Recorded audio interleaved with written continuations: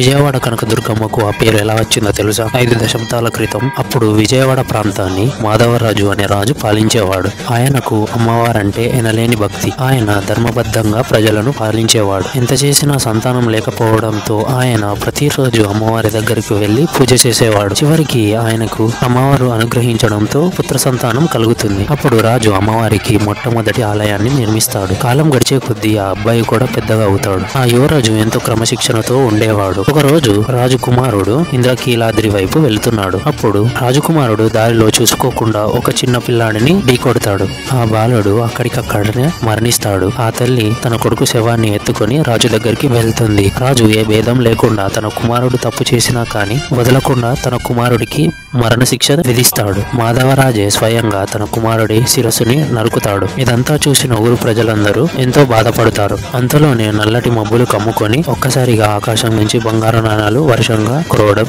మొదలైంది. ప్రజలు అందరూ ఎంతో సంతోషంతో ఆ నాణాలు పోగు చేసుకోవడం మొదలు పెట్టారు. కానీ రాజు మాత్రం మబ్బుల్లో అమ్మవారి రూపం చూస్తూ నువ్వే ప్రసాదించి నువ్వే బలి కోరుకున్నావా అని ఎంతో బాధపడతాడు. అప్పుడే అమ్మవారి అనుగ్రహంతో ఆ స్త్రీ కుమారుడు మరియు రాజకుమారుడు ఇద్దరు లేచి పరిగెత్తుకుంటూ వచ్చారు. రాజు ఆనందంతో యువరాజుని హత్తుకొని కన్నీళ్లు పెట్టాడు. అలా కనకవర్షం కురిసింది కాబట్టి ఆ రోజు నుంచి ప్రజలందరూ అమ్మవారిని కనకదుర్గమ్మగా కొలిచారు. అందరూ కామెంట్స్ లో జై కనకదుర్గ అని చెప్పండి.